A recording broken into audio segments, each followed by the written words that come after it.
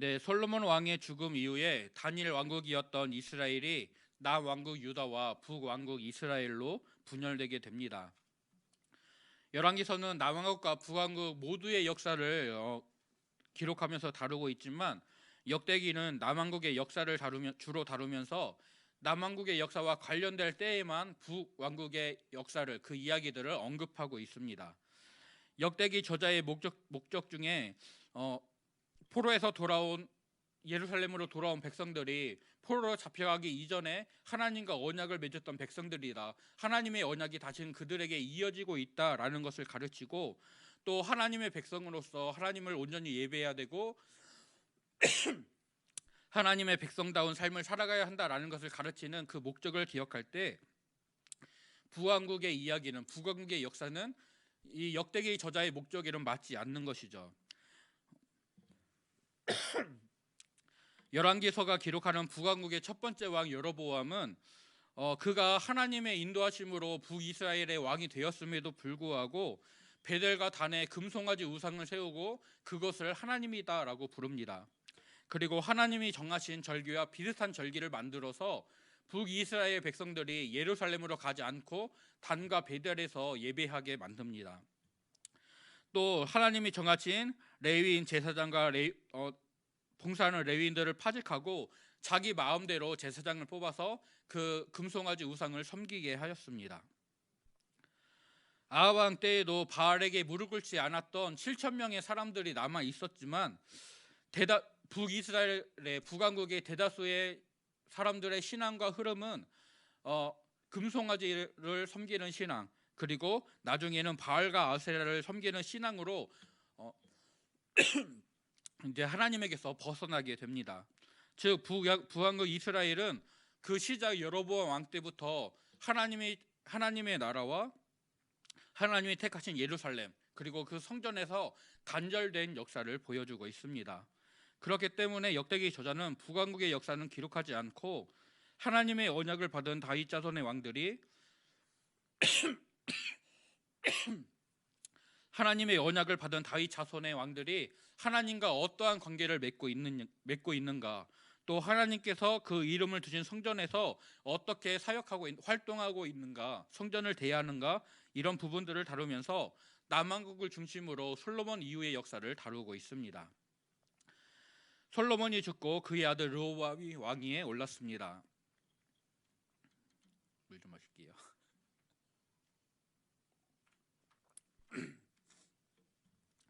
네, 솔로몬이 죽고 르호보암이 왕위에 올랐습니다.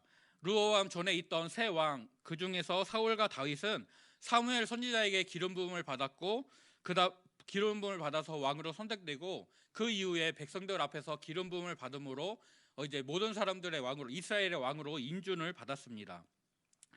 솔로몬도 백성들 앞에서 기름 부음을 받고 왕으로 인준이 됩니다. 그런데 르호보암은 백성들의 인준을 받기 위해서 그가 예루살렘을 떠나 세겜으로 가고 있습니다. 다윗이 온 이스라엘의 왕이 될 때는 다윗이 있던 헤브론으로 이스라엘 백성들이 찾아왔습니다. 그리고 솔로몬도 예루살렘에서 기름 부음을 받았습니다. 또 다윗이 시온산의 예루살렘 산성을 점령한 이후로 그곳은 다윗성이라고 불렸고 또 솔로몬이 그곳에 하나님의 이름을 두시겠다는 성전을 지었습니다. 예루살렘이 정치와 신앙의 중심지였음에도 불구하고 르호보암이 그 예루살렘을 떠나 세겜으로 가서 백성들을 만난다라는 것은 지금 르호보암의 왕위 계승에 뭔가 문제가 있다라는 것을 암시하고 있습니다. 후에 다윗 왕조를 떠나서 북왕국을 이루는 이스라엘 10개 지파가 이미 르호보암에게서 마음이 많이 떠나 있다라는 것이죠. 솔로몬이 백성들에게 부과했던 노역과 가혹한 멍해 때문에 그들의 마음이 르호보암에게서 다윗 왕조에게서 떠나 있었고 그래서 르호보암이 세겜으로 가서 백성들을 만나고 그들의 말을 듣고자 하게 됩니다. 물론 이것은 솔로몬의 범죄, 즉 우상 숭배에 대한 하나님의 심판의 결과로 나타난 것이었지만 이스라엘 백성들의 마음이 이미 많이 떠나 있었고 또 솔로몬의 정책과 통치에 불만을 가지고 있었고 이런 불만들이 그 아들 르호보암 때에 폭발하게 되고 발현되어 나타나게 됩니다. 이스라엘 백성들은 세겜에서 르호보암을 만나면서 여로보암을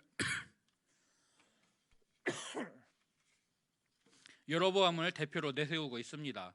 이 느밧의 아들 여로보암은 본로 솔로몬의 신하로서 노역에 동원되었던 요셉 지파를 관리하던 신하였습니다. 열왕기상 11장은 아이야 선지자가 여로보암을 만나서 그에게 북쪽 10개 지파의 왕이 될 것이다라는 하나님의 말씀을 선포한 것을 기록하고 있습니다. 그리고 이 말씀을 받은 이후에 여로보암이 솔로몬 왕을 피하여서 애굽으로 가서 망명생활을 하다가 솔로몬 왕이 죽었다는 이야기를 듣고 이제 이스라엘로 돌아오게 되고 백성들이 그를 자신들의 대표로 세워서 르호보암과 같이 만나게 됩니다. 여로보암과 백성들의 대표는 세겜에서 르호보암을 만나서 솔로몬이 백성들에게 지었던 무거운 멍에와 고역을 가볍게 해달라고 요구하고 있습니다.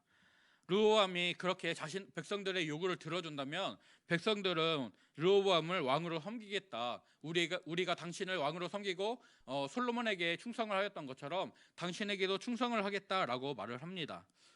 어떻게 보면은 노역을 줄여달라라는 가벼운 요구 같아 보이지만 그 이면에는 르호보암이 백성들의 요구에 어떻게 반응하느냐에 따라서 르호보암의 대처에 따라서 백성들의 반응 또한 달라진다라는 최후 통첩이 담겨져 있습니다. 안타깝게도 르호보암은 백성들의 그 마음을 헤아리지 못하고 이해하지 못하였습니다. 그저 왕으로서 내가 위험을 보여서 이 요구를 거절할 것인가, 아니면 내가 인자한 태도로 백성들에게 나아가서 그들의 요구를 수용하고 그들의 편의를 봐줄 것인가, 이것을 고민하게 됩니다. 르호보암은 3일의 말미를 달라 하였고 신하들에게 그 시간 동안 조언을 구하게 됩니다. 르호보암은 먼저 솔로몬 때부터 나라를 위해 일하던 원로들에게 조언을 구하는데요. 원로들은 백성들의 요구를 수용하여서 백성들을 위로하고 그들의 지지를 받아야 된다라고 권면하고 있습니다.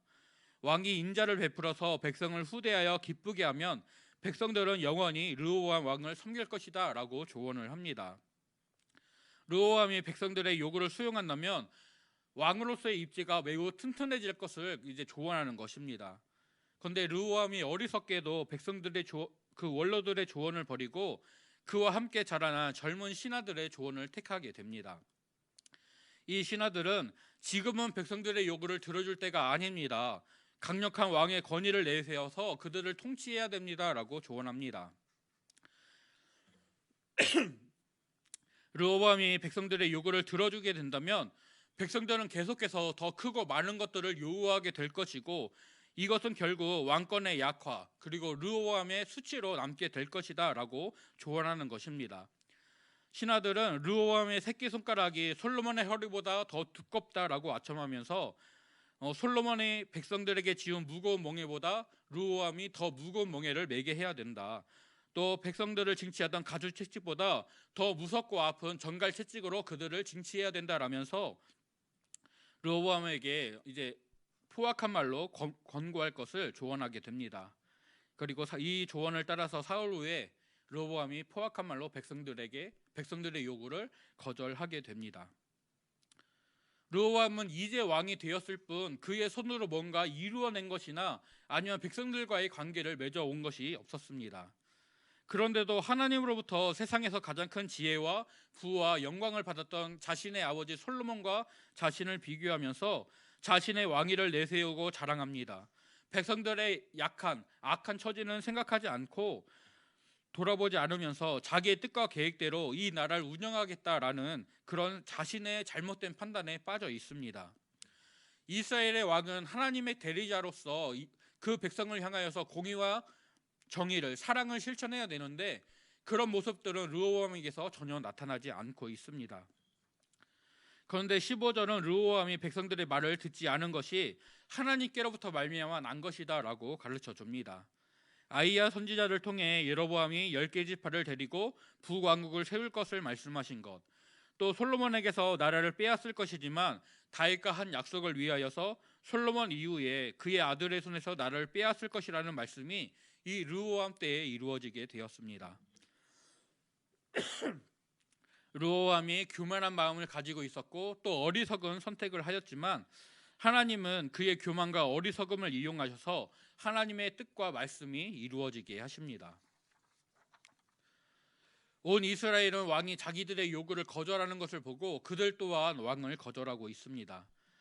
그들은 우리가 다윗과 무슨 관계가 있느냐, 이새의 아들에게서 받을 유산이 없도다. 이스라엘아, 각각 너희의 장막으로 돌아가라. 다윗이여, 이제 너는 내 집이나 돌보라 라고 말하면서 자신의 장막으로 돌아가게 됩니다. 이스라엘 백성들이 했던 말은 사무엘하 20장에 기록된 베냐민 사람 비그리의 아들 세바가 이스라엘 사람들을 선동하면서 다윗을 반역할 때 했던 말입니다. 압살롬의 반란을 진압한 이후에 다윗이 예루살렘으로 돌아오게 될 때 유다 지파와 이스라엘 10개 지파 사이에 분쟁이 있었습니다. 이때 세바가 이스라엘 10개 지파 사람들을 선동하면서 다윗을 반역하게 하는데요. 사무엘하 20장 1절을 보면 우리는 다윗과 나눌 분깃이 없으며 이새의 아들에게서 받을 유산이 우리에게 없도다. 이스라엘아, 각각 장막으로 돌아가라 라고 말하면서 백성들을 선동하였습니다. 르호보암이 백성들의 요구를 거절할 때에 이스라엘 백성들은 세바가 백성들을 선동했던 그 말,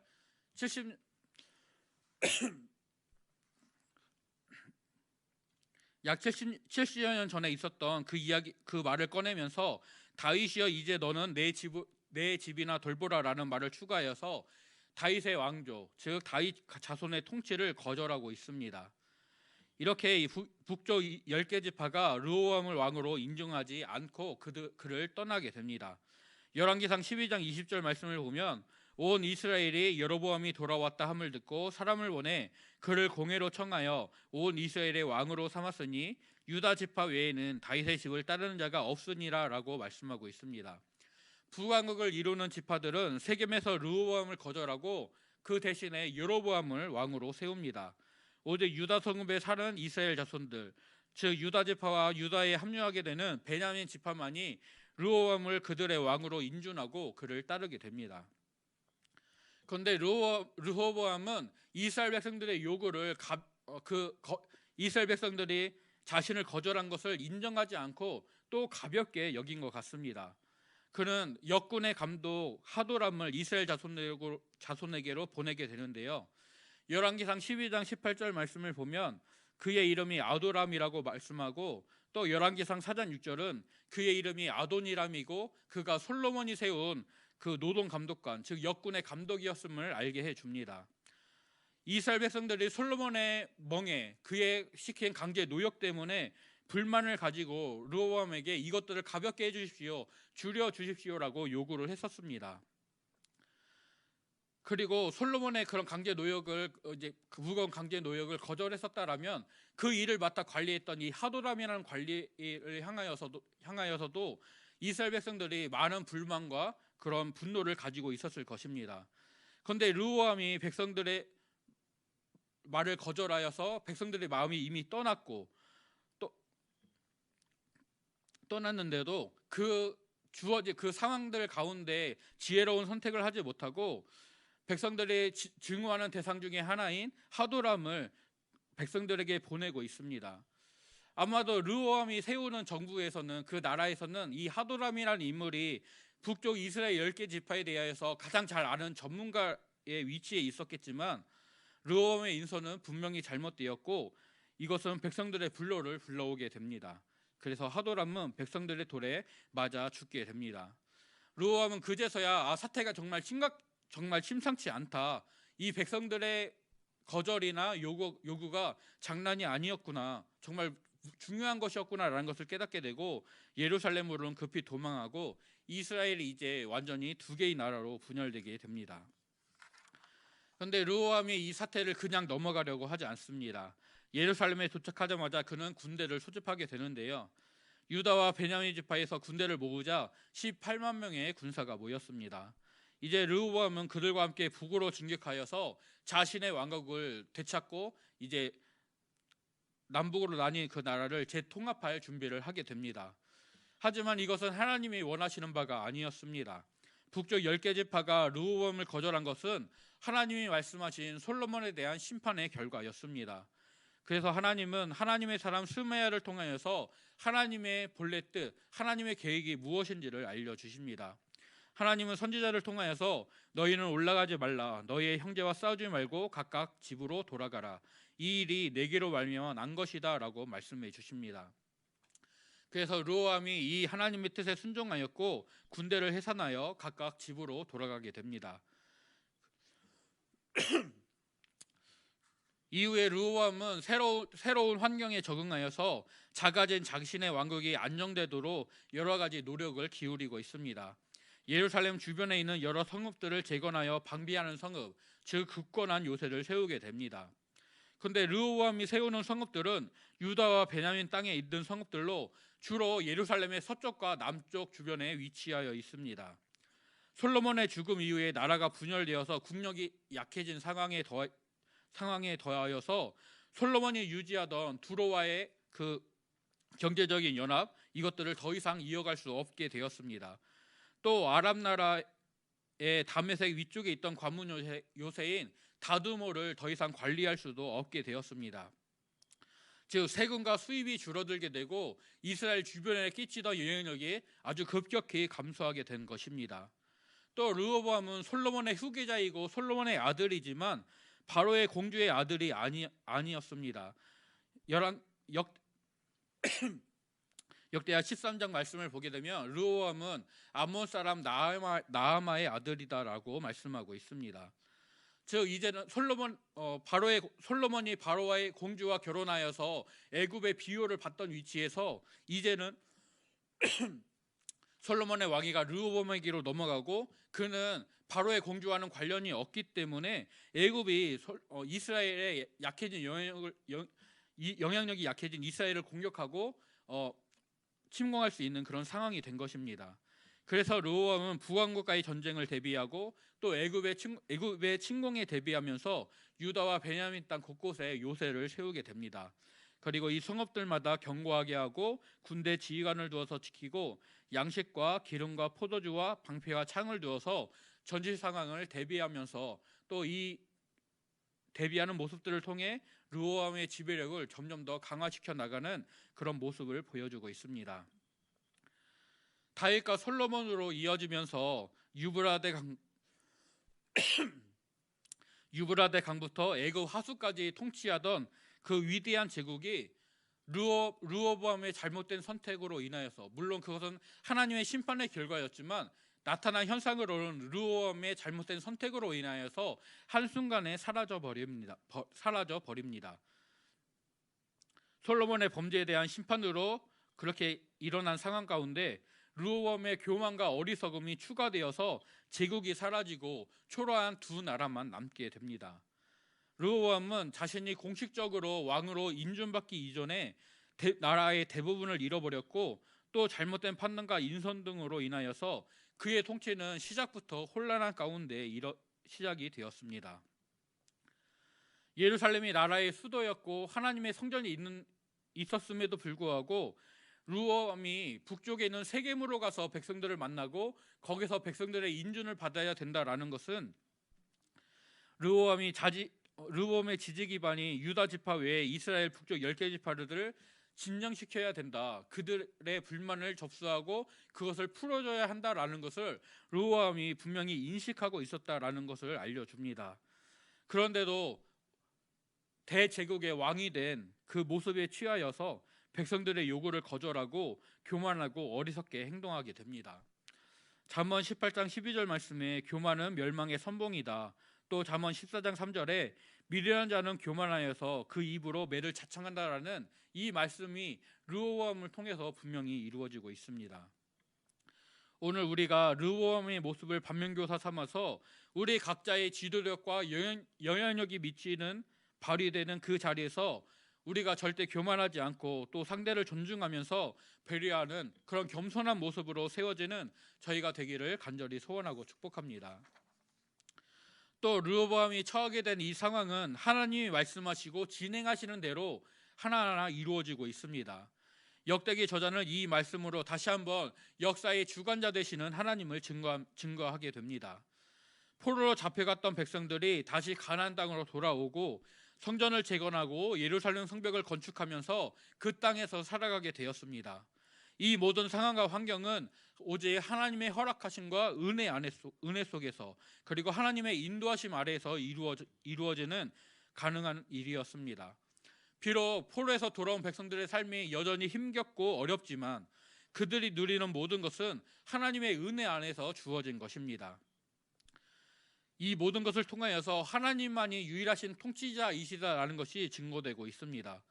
이스라엘 백성들은 역사를 주관하시는 하나님, 세상을 자기의 기쁘신 뜻대로 다스리시는 진정한 왕이신 하나님을 전심으로 바라고 찾고 의지해야만 합니다. 오늘 우리도 내 삶의 소망 되시는 주님 한 분만을 바라고 그 안에서 참 안식과 평안을 누리게 되는 저와 성도님들이 되시기를 간절히 소원하고 축복합니다. 르호보암이 군사를 일으켜서 빼앗긴 왕국을 되찾는 전쟁을 시작하려고 합니다. 하지만 스므의 선지자를 통해 이 일이 하나님에게서 난 것이다 라는 말씀을 듣고는 하나님의 뜻에 순종하여서 전쟁을 멈추는 것을 보게 됩니다. 이 전쟁의 멈춤은 르호보암이 원하던 결과는 아니었습니다.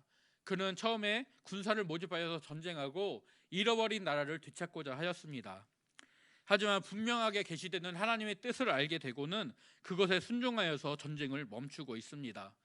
그리고 이후에 주어지는 상황에 최선을 다하여서 성읍을 보수하고 요새를 건축하여서 전쟁을 대비하고 그의 지배권을 공고히 합니다.